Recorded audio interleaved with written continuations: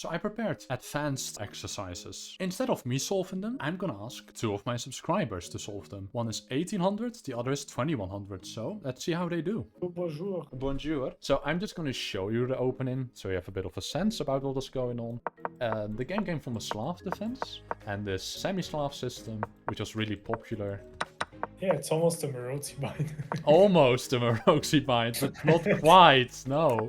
B4 is super thematic.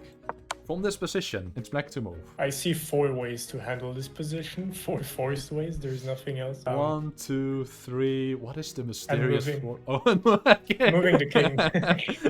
There is an argument to be made to either take with the queen or take with the pawn and open up the file towards the enemy king. Put the rook on the g file. Might be a way to attack. I feel like the queen doesn't do much if I take with queen here. 3 options. Maybe it's good to just evaluate every single one of them. Let's start with knight takes, because that's one you hadn't mentioned yet. Yes, so knight takes is just a very solid option, I think. You basically don't allow anything else. I don't see what the opponent is supposed to do after. Let me give you a hint. This is a calculation exercise. When we calculate, it's very important that we go through forcing moves. This is a very concrete game. The decision making, I take here to open a file, or I take my queen doesn't do much. That's not concrete decision making. So let's start with knight takes. They could maybe take on c5, but I'm not sure if that's something they want to go for. So I'm calculating knight takes, knight e5, c takes, d4, e takes, d4, and then queen takes. And then this bishop looks like it can move, and then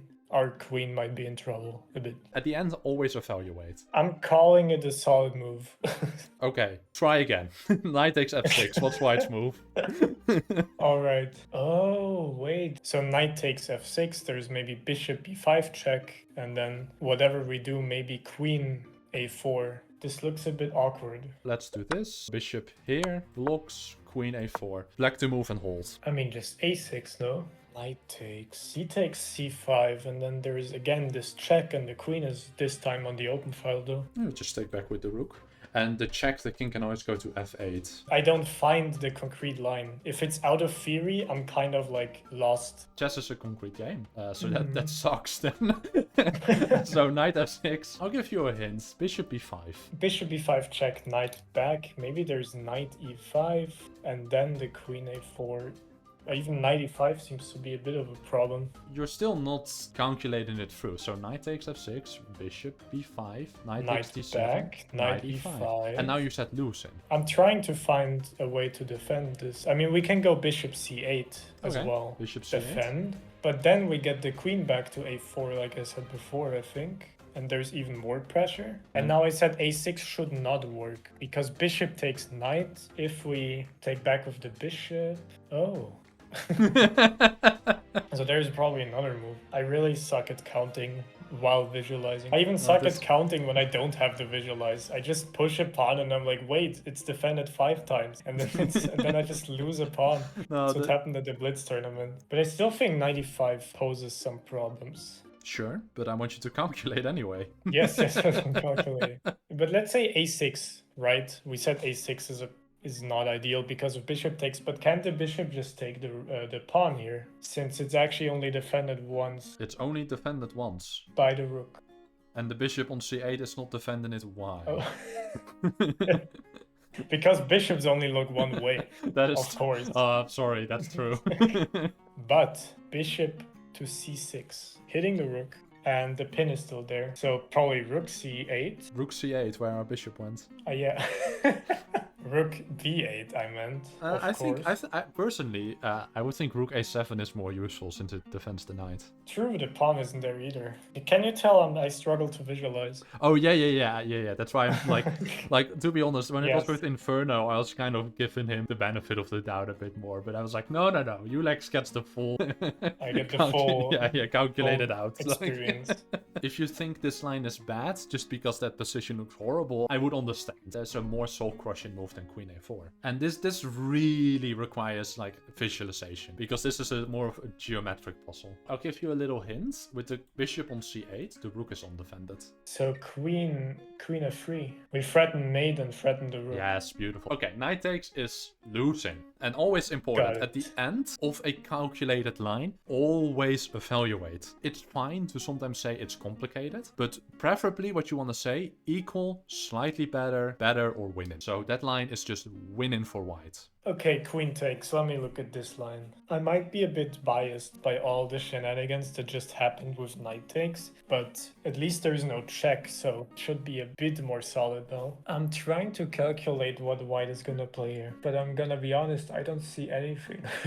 If the pawn takes on c5, we just recapture with bishop and we're happy, I think. Knight e5, we just take it and we grab the pawn. But then there's this check again, which might be bad for us, because the king can't really escape, can he now? King needs to go to e7, there's nothing else. Let's say queen d7 check. Oh. We need to go to f6. I feel like this is not looking good for us. Yeah, at the very least, you could end with the king on f6. You could also see that this bishop is hanging. So, yes, not a good line. So we need to evaluate that knight e5 is a move here that we can't really fight against. Calculate. The line to the king is open. But I feel like a move like queen g5 is just a one-move threat that can be met with a lot of stuff. In fact, queen g5, probably just e4. Yes, e4 and we have a problem. Yeah, so not good. I'm looking at, like, let's say bishop d6. Let's say we get more time, we could castle and then we take out the knight on the outpost, or even play f6 after we move the queen. I'm looking far ahead with completely neglecting my opponent's moves. Yeah, so that is not really good. Some endgames you can practice schematic thinking. This is a very concrete position. Okay, so what I'm feeling, queen takes f6, knight e5 and bishop d6, and they just take on c5. Oh, that hangs the knight. Yep, very good. So taken looks horrible. That's just a check. Yes. Right? Bishop d6, which you saw. I would probably already stop at knight takes, knight, king takes. And then maybe some check here. But even more horrible for us, honestly, looks the immediate bishop b5, where you probably have to take. Now that we open up the queen. So there's a double attack. This looks losing. Yes, not convinced. So knight e5, how do you evaluate? Slightly worse for black. Slightly worse. Okay, so what's your line that's only slightly worse? Okay, let's say it's just losing, thank you. No. You said I don't slightly have worse. a line that's better than Oh, okay, so it's that lost. Pawn takes was the right move after all, yes, wasn't it? but your explanation was really bad because we opened the line. It's like, true, but what's the purpose of pawn takes? Now that we've done all of this analysis, what's the point of this move? Okay, the point of this move is actually to not die immediately. Also, it keeps the knight out of e5. Ooh, yes. Queen to e2. I wanted to say rook g8, but that just drops a pawn. I'm looking at either pushing the h-pawn, just so it's not threatened when we move the rook. I actually want to just go back 1 second. Look at black's pieces. Your first candidate move is pushing a flank pawn here. Clearly, we're fully developed. There's nothing else to do. Well, a move could be bishop d6, for example.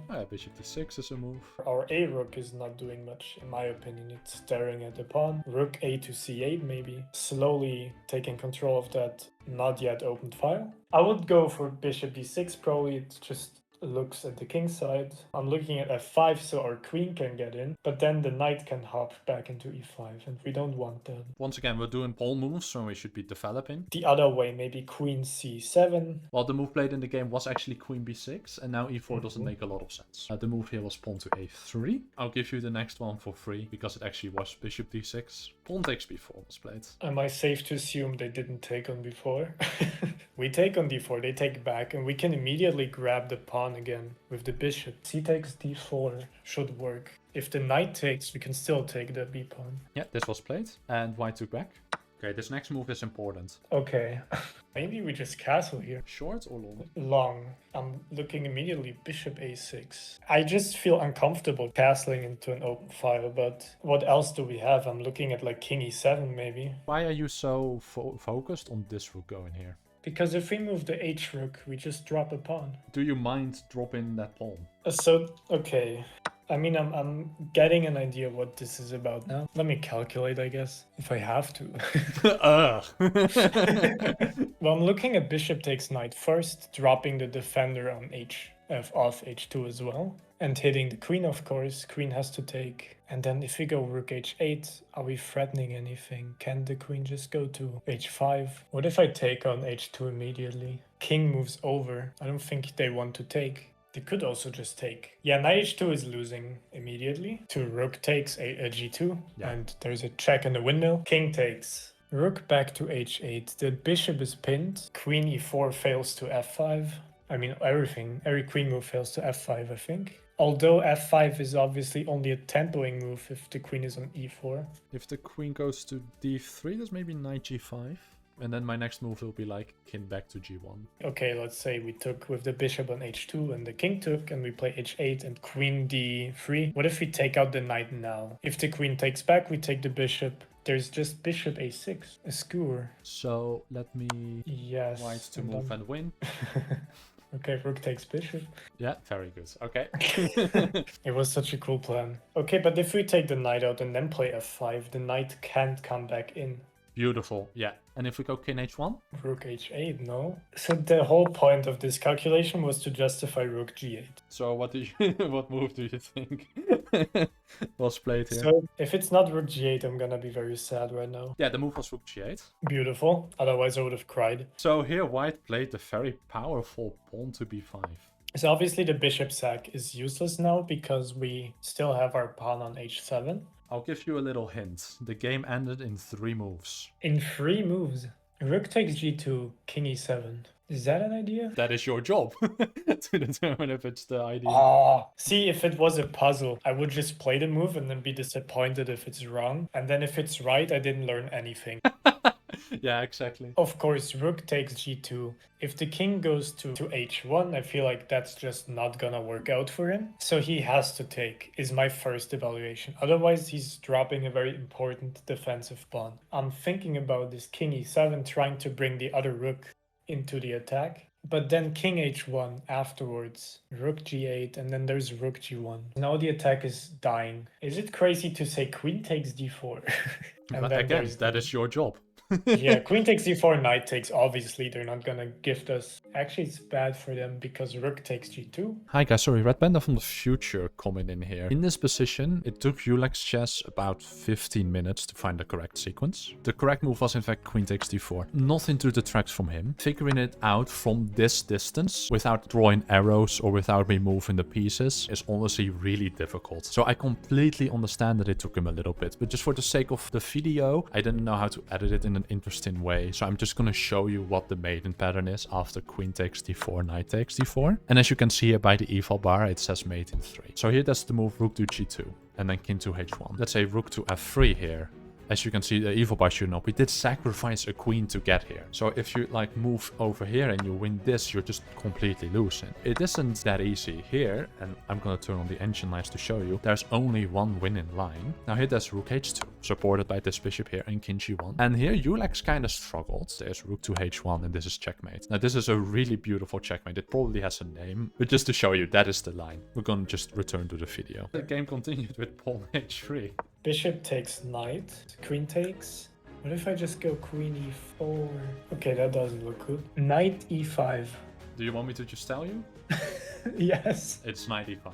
Knight takes d4. Okay, rook takes g2, I assume. Yes. Rook h2 and then knight f3, check. Double check, checkmate, I think. Yeah, gorgeous. Actually, wait. King h1. I like how you gave me the false hope. Slightly different. You got the correct idea, by the way. But I think the actual checkmate is actually even prettier. So is it knight g3 check? Let's say pawn takes. I take with the rook and it's a double check. So it's knight, knight g3. Pawn takes. And then rook takes, right. Did I ever mention that I struggle visualizing knight moves? Is it just knight g4? I'm surprised you didn't find it. It's the best square on the board. It's the best, yeah, it's like the objectively best move to control g4. Knight g4, knight g4, knight g4, and g4. And how does the game end? So the king needs to go to g1 and bishop to h2 is mate.